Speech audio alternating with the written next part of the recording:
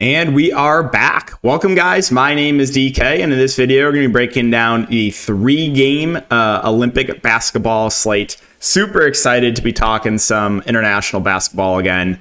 We just finished up the Summer League. Very, very profitable Summer League. I've had a few days off, and we're right back to the grind here with Olympic basketball. We got NFL preseason starting next week, so yeah, very, very exciting time here. If you guys are a first-time viewer, again, I cover content for DFS, player prop stuff like Prize Picks, Underdog, and Parlay Play. We had a lot of success on Underdog during the Summer League. Already posted some props for Olympic basketball on Saturday. But yeah, Underdog, they're the sponsor. You can click the link down below for a $250 deposit match bonus, or you can use the code DKDFS. Would highly recommend it. They offer a ton of player props, so definitely give it a try, guys. Use that link down below. And if you guys are looking for more content, you can check my Patreon linked in the description. So Summer League, again, was super successful. This was international basketball last year as well as NFL preseason. We had over 100 units in August, 117% ROI, and a couple big DFS wins as well. $100 into $3,700. And then the second half showdown, nice $200 into $4,500. So again, super excited for both basketball, Olympic basketball, and NFL preseason. And yeah, so let's get into it. First game here, we got Japan and Germany. Okay, so for Japan, the big news is you got to keep an eye on the status of, not that Watanabe. Yuta Watanabe is questionable. He has not been playing in their friendly matches. He's questionable with a calf injury. That's pretty significant because the offense is basically run through Rui, Yuta Watanabe, and Josh Hawkinson. So that would open up a lot of minutes and usage here for Japan if Yuta Watanabe cannot play. Now, taking a look, I was looking at all the qualifiers, friendlies, all that stuff. A lot of these teams have been switching up the starting lineups. There's usually 2 to 3 guys that start pretty consistently, but a lot of these teams will switch it up. Starting lineups would be pretty important. I'll be posting all that over on Patreon when we do get that news.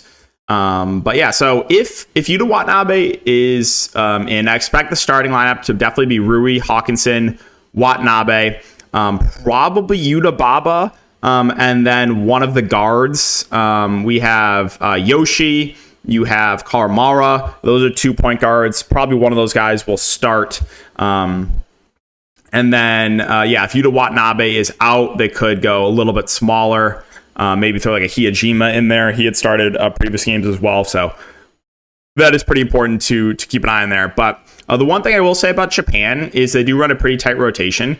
So expecting pretty big minutes out of like Rui, Hawkinson, Watanabe. Like we take a look at their World Cup, the World Cup games, like they were basically playing Hawkinson and Watanabe like the entire game. Rui didn't play in these, but once it loads up. So yeah, like Hawkinson played 40 minutes. Watanabe played 40 minutes, right? So again, that's where a lot of the offenses run here, is those top 3 guys for Japan. Rui 8K, Hawkinson 7.6. I think both pretty good plays. Rui is, their go-to guy offensively. I think he probably has the highest ceiling. I think you could argue Hawkins is a little bit of a higher floor. Yeah, front court guys both look really good here for Japan. Yuta, if he does play, I think is very underpriced at 5.8K. Again, would expect him to play close to the entire game. So that news is pretty important. And then we got to just keep an eye on the starting lineup, right? Like you have some guards here that would be playable. Kaisai Tominga is a knockdown shooter. Again, Kawamara, great at getting assists. Yoshi, not the best point per minute player, but has started previous games. Kind of same with Hiyajima. And then like Yuta Baba had been starting a good amount of games. He would look a little bit better here too if Yuta Watanabe does not play. So that's kind of it for Japan. Let's talk about Germany. So Germany, they won the World Cup last year.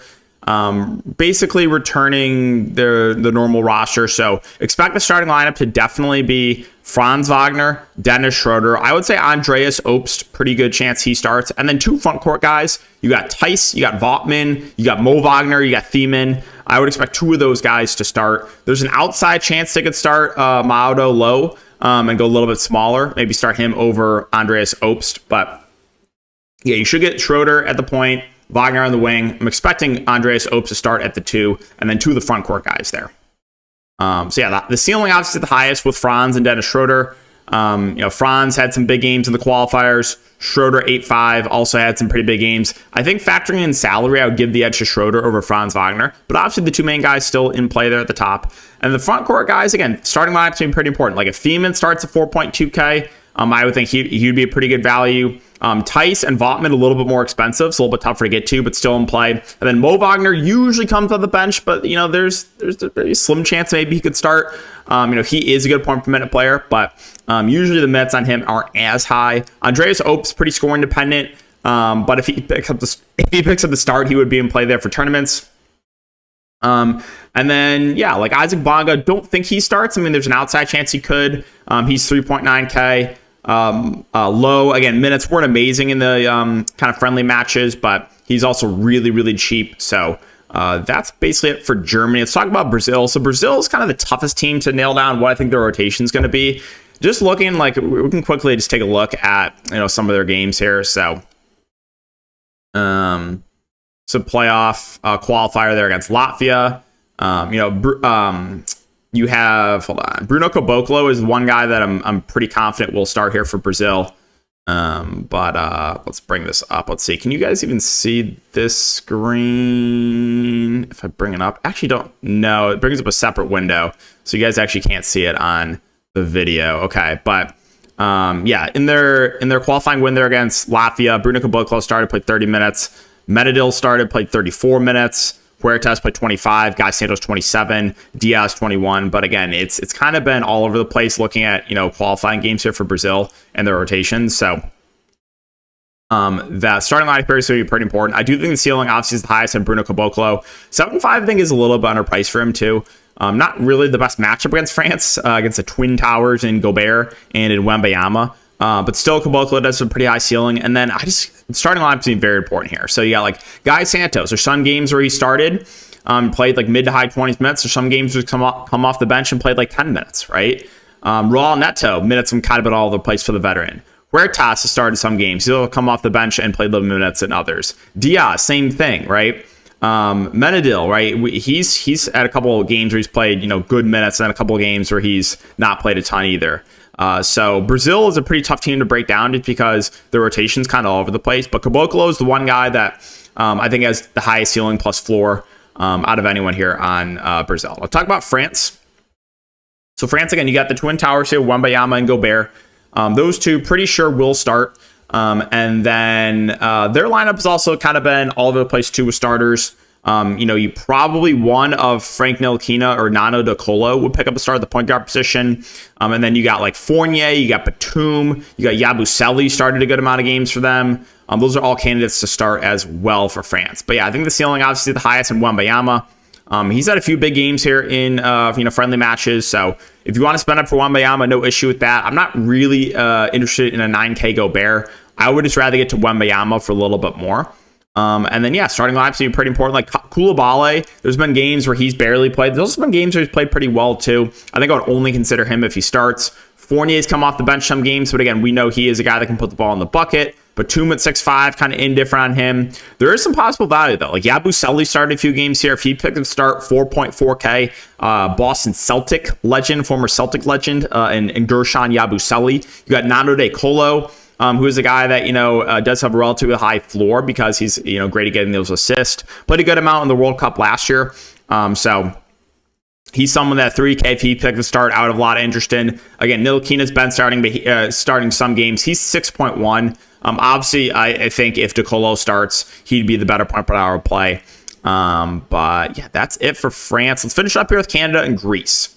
So Canada, the one thing I will say, looking at the qualifying matches, the minutes have not been great on Jamal Murray. I know he's out for rest in one game as well. But three guys I'm pretty confident will start for Canada would be SGA, RJ Barrett, and Dylan Brooks. And then I think they could go with Jamal Murray could start, Andrew Nembhard to start games, Alexander Walker started games. Probably one of those guards will start. It's not a guarantee Jamal Murray will start. And then one of the bigs, they've switched up too. Dwight Powell started some games. Trey Lyles has started some games. Olynyk has started some games. So whoever starts the 5 there for Canada would be the preferred value play there. Top end, SGA has a very high ceiling. Had some big numbers at the World Cup last year.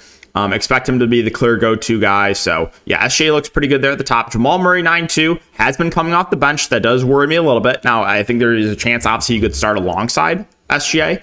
If he does, he would be playable. But I think the floor is way higher in SGA. And then you got RJ Barrett, Dylan Brooks, 8-7 and 8-2 respectively. Don't love the price points on either. I think they're a little bit overpriced. But if I had to pick between the two, I'd rather go to RJ Barrett. And then, yeah, whoever starts the 5 is going to be a solid value. If it's Olynyk, I think he'd be the preferred option because he's the cheapest at 4.9. Dwight Powell is 6.9. Even if he does start, I wouldn't be as excited about him just because we know Dwight Powell's not the best point per minute player. And then Lyle's a 5.1 if he starts to be a fair value as well. Dort's been pretty consistently coming off the bench, but he'll be in the rotation. You got Nembhard at 5.5, Alexander Walker 5K. Those guys are candidates. One of those guys could start as well. All right, finishing up with Greece. So, Greece, you got Giannis at the top here at 11K. Obviously, a pretty high floor plus ceiling.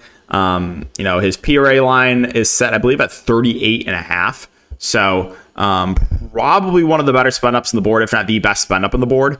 Expect Giannis to play high 20s minutes. So yeah, Giannis looks really good there. Expecting Nick Kalathis and Walkup to start as well. And then it's kind of been a little bit up and down with other starters here for Greece. But Kalathis has been averaging a ton of assists in the qualifying game, 6.7K. If he starts, I think he's a very safe play in the mid-range. Thomas Walkup had some good numbers in the World Cup last year, but again, that was without Giannis. Now you got Giannis there. Still think Walkup is a solid value, assuming he starts. And then, like I said, it's going to kind of come down to who else ends up starting here for Greece. You got Georgios Papagiannis, former Sacramento King legend. He's a big that, would be reasonable value if he starts. A lot of these guys, kind of tough to pronounce their names. We could have some value here for Greece. Again, it's just going to be important to get starting lineups for lock. Whoever, if we're going to get, a couple of cheap guys in the starting lineup, there would be solid values too. So, that's going to wrap it up for the video, guys. Again, I'll have a lot more content over on Patreon, player pool, roster construction videos. We'll do a live stream before lock as well, waking up early Saturday morning. And then also player pop stuff. Already have a lot of stuff posted. We'll get more stuff up there as well when more guys do get added to the board. But thanks again for watching, guys. Good luck. And if you do enjoy, make sure to like, subscribe, hit the notification bell, and we'll see you all in the next video.